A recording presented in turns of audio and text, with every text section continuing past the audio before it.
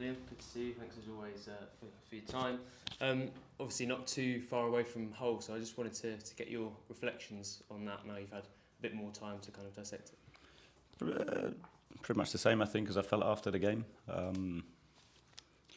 Obviously watched it back again at the weekend, as I always do, and probably just increased the frustration even more, especially watching the first half, just scratching your head of what more you can do to score, because it, like I say, it was so dominant, created so many good opportunities, and again, same feeling probably at half time for the lads, but that was kind of the bit where we made sure we didn't focus too much in the first half and spoke more around what we expected second half, like we spoke about the weekend, and it was, to concede that early on, you're up against it, and where we're at, similar feeling too many times, and it was a tough undertake, that's for sure. I know you've kind of spoken, and obviously the pattern is clear of the players maybe struggling to deal with half-time changes that the opposition make, and I know part of that is on them, but do you also have to take a little bit of responsibility and maybe try to anticipate what they're going to do with yours? Well, I think that look, I'll be the first person to take responsibility, and obviously where the lads are at, they don't deal well enough with it. So again, it's what information do I give them as a hint? Like I just said there, for me at half time, for probably the last 3 or 4 games, we've predicted what the opposition will do. We've spent more time talking around what the opposition will do in terms of how do we get success, because even up at Derby, we knew they'd go to a back 5 at the weekend. They changed, just before half time in terms of dropping the holding midfielder in to make it man for man. So we spoke about that. So it's then how you deal with that. How do you cope with that? So like I said, I'll always look at myself first, but we try to help the lads. We try to give them everything. We predicted exactly what Hull would do, and then you have to then go and play it and make sure that you deal with a slightly more aggressive in duels, a little bit more intensity, and even then that wasn't the issue. If you look at the first goal of our goal kick, it's still the same feelings out at the weekend. So of course it's something that has to change. Your defence looked quite different in that you obviously brought Shane in for the first time, Rory as well. Maybe looked like more of a traditional back 3 with those 3 centre backs. So I wanted to see what you kind of made of how that worked as well. Yeah, very good first half. When you look at it, I thought our possession was very good in terms of. I don't think I'd change anything first half apart from scoring. Yeah. So and then when you look at second half, for me it was really early goal, then just changes the emotion in the group, and rather than, because of where we're at, rather than being tough mentally and sticking at it, and even then after that we still had loads of the ball, but we just didn't create enough, weren't brave enough to play forward, and still had a few. Oscar had a really good chance, still had a couple of moments, still had got into good areas, but again lack of quality to create and score, and then within that, the second goal then just absolutely kills us. Yeah, one player I wanted to ask you about with sort of reference to Saturday, but also going forward, was Jeffrey Schlupp, because it felt to me like he had probably by far his best performance for the team so far. I mean, it's probably fair to say it was quite a slow start, maybe because of the sort of pre-season he had and stuff like that. But as much as there are a lot of negative things going on, does that feel to you like a bit of a positive that maybe he's getting towards his best now?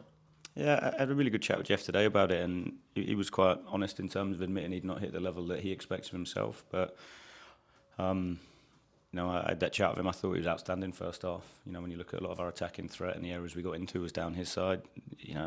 Looking at the sky, I think if you look when he hits the bar, it's it's a very similar feeling when Ante hit the post up at Derby. It's trying to get that break at the minute. But that's why we brought him in. We know he's capable of that. He's shown it throughout his career. It's how does he now hit that consistently? Because we're in desperate need of some of that experience, that quality, that physicality. So it was a real big plus, and that's the.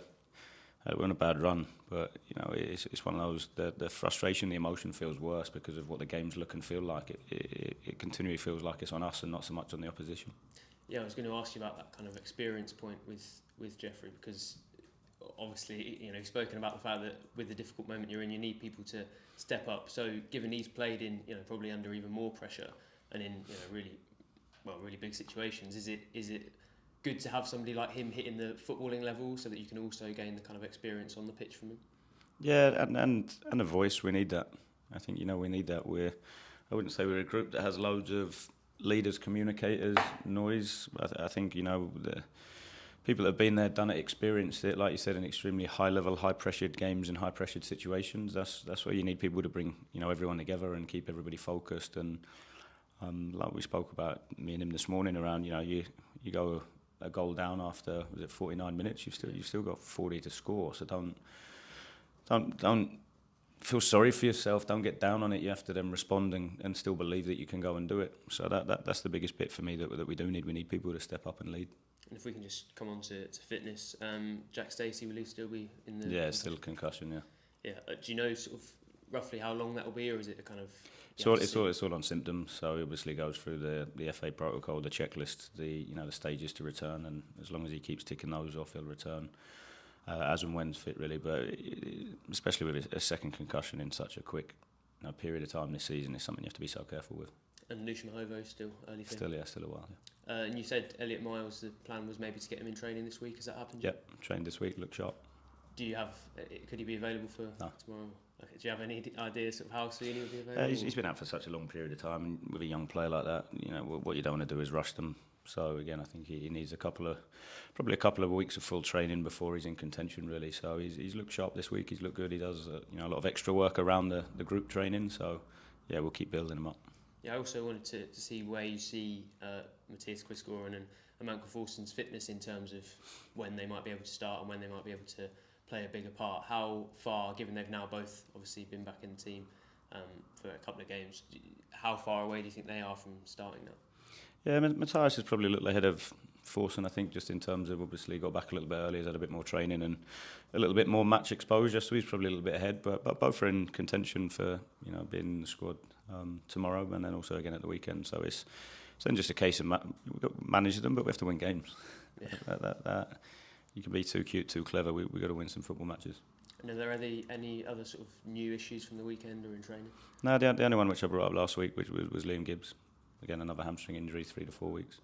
Okay. And it felt like he was probably one of the players you were relying on a lot as well. So, that must be quite a big blow.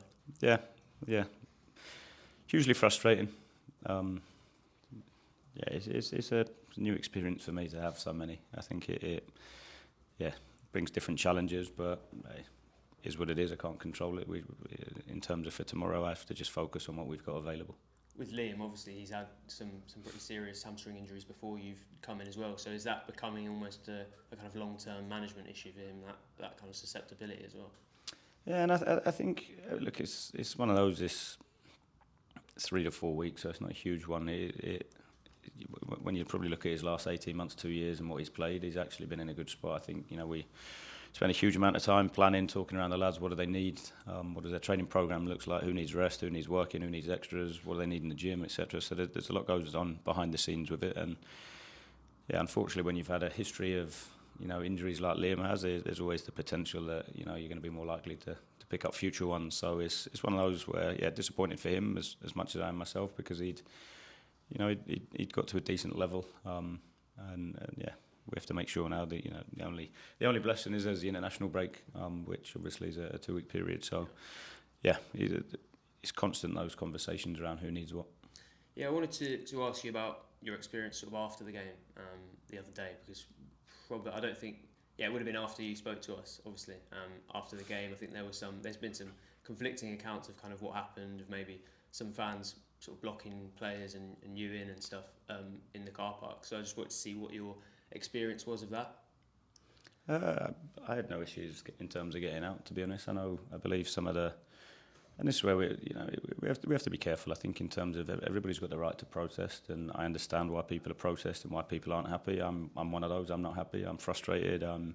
All the emotions that fans will be feeling, I will as well. In terms of probably even more so because it's my day-to-day life. I live it 24/7.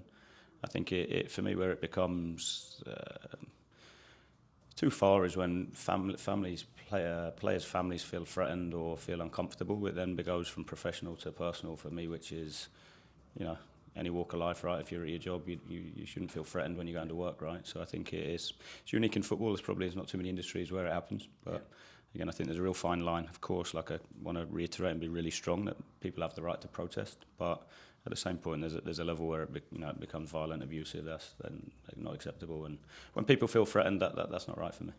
Have you ever sort of experienced or seen anything like that at any of your previous clubs? No. So it did feel, and it's fair to say, it felt to you like it crossed the line. But no, I'm bits I hear. Bits you hear, bits, just other accounts, what it felt like in terms of it. Like I say, it's not my personal. I was inside for quite a while afterwards. Okay.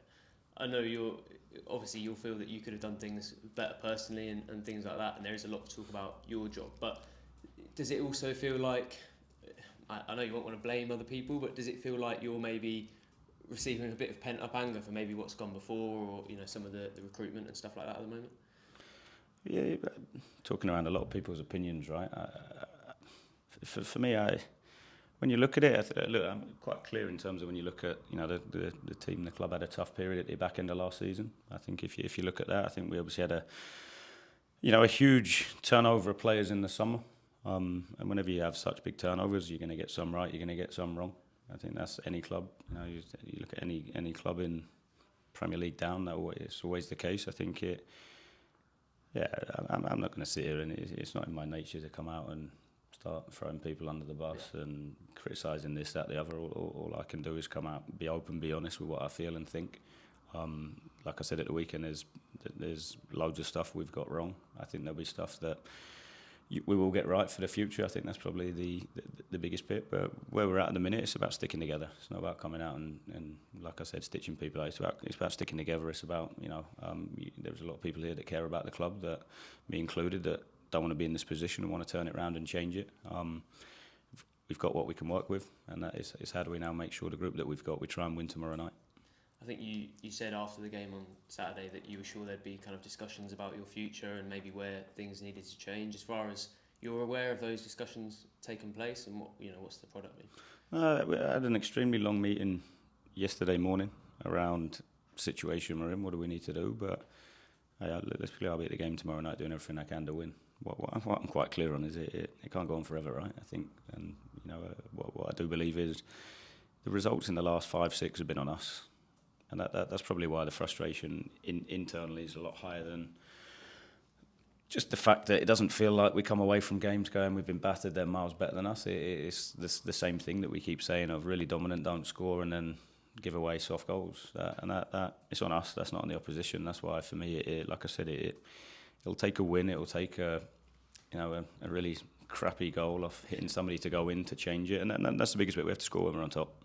Yeah. But like I said, I feel all the emotion everybody does. I'm hurting as much as anybody, but I'm gonna fight as hard as I can tomorrow night. You mentioned that meeting. Was that with the players, or was it with sort of Ben, Neil, Mark, and those sorts of people? Not with Mark. We had one in the morning with me, Huggy, Ben, Neil, and then had another one with the players as well. So we're at that stage. We can keep having meetings, we can keep talking, but we have to go and deliver tomorrow. Yeah, I think some people took from what you said on Saturday that maybe almost you doubted, whether you were the right person for the job or whether you could turn it around. But just to kind of ask you about that, do you still fully believe that you will turn this around? Yeah, let's be clear. I think I kind of stressed that point at the weekend. I don't think changing me changes a huge amount.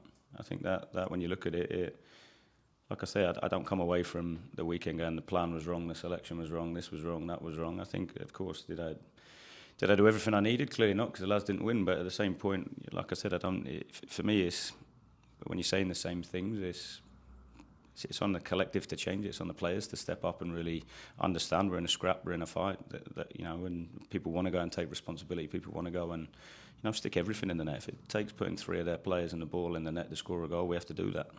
That's where we're at, and that has to be the mindset, the behaviours, the culture that we show every single time we step on a pitch. That we haven't got time to feel sorry for ourselves. So for me, that's it. We have to show that fight, that passion. When it's going well, when it's not, that for me is the tough piece. And if changing you isn't the answer, then what do you think does need to change to turn things around? I know you mentioned January as well, so is that a possible answer to that? Yeah, I've spoken before. I think that there's a few bits that need to change, and some of it's not a quick fix. I think in terms of, we've spoken about injuries previously. I think, that it's always a challenge when you're double figures in terms of players missing, not just from, starting lineup, but then also changes you can make. Since we talk around, like I said, second half is, you're missing 10. How do you sustain a level? So again, like I said, having a few extra back in those positions definitely helps. And there's a few other bits. There's so much. It wouldn't be right for me to sit here and come out and talk around everything that I think needs work. I think there's, I've spoken before around the culture and things being too nice. There's another thing we have to create more of an edge. We have to find that nasty streak. I think that, we have to find that. That's not a quick fix. So there's loads of stuff that needs to change, and ultimately all we can concentrate at the minute is winning tomorrow. And on that, on Sheffield Wednesday, what sort of game do you expect from them? Tough one? Hey, look, especially with the situation they're now in, right, with the fans, back in, and of course it brings a different energy, a different atmosphere, a different, like I said, they've had a tough time. But I think if you look historically, what it's probably done to that club, and when you look at, it's a fantastic place to go in terms of when the history behind the ground, etc., and cup semi-finals, etc. I think it's one of those where they've had a really tough time over the last few years, but what you can quite clearly see is that it brings people together. You see the players in terms of what it's done for them, understanding the situation, the fight, the way they've gone about things, their connection probably with the fans. It shows that, they've had a tough time, but it brings people together. And that for me, for the lads, for us as a club in where we were at, for different reasons, we can learn from that. Is there any way to mitigate the effect that sort of atmosphere and that feeling could have on your players, or do you kind of not really think about it? Yeah, no, I spoke about it. Go and spoil their party. I think that has to be the mindset. We have to go there and spoil their, like I said, they'll get a bounce, they'll get a buzz, they can get the noise going there. We have to go and spoil it. We have to go and wreck it. We have to go and be horrible to play against.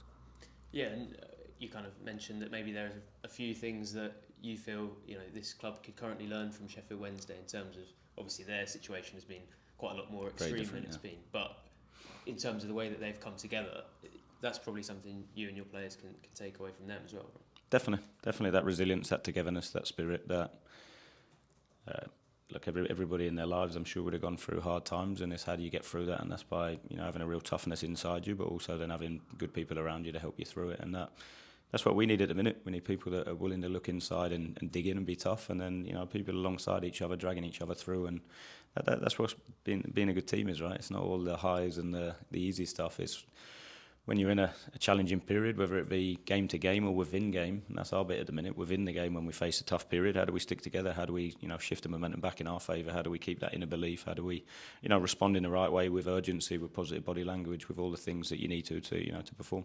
And just finally, it feels like probably the major concern, or the first concern for fans right now is avoiding relegation. So given Sheffield Wednesday are kind of, they're next to you in the table, does that feel like a good opportunity to give yourselves a big boost in terms of that and trying to get rid of that worry as quickly as possible? Yeah, we need to win. Desperate for a win. So again, I think in terms of it is, of course, we've got into every single game trying to win, but we've come up short in certain areas, and that we have to make sure we don't come up short tomorrow night. We have to make sure that the behaviours are spot on, the basics, the bits that I've spoken to you a lot about, that they have to be on, at the highest level, and need people to step up, people that really want to go and change the situation, people that can look at themselves at the end of the day and have no regrets now, and they've given absolutely everything. Thanks, Liam. Cheers, thank you.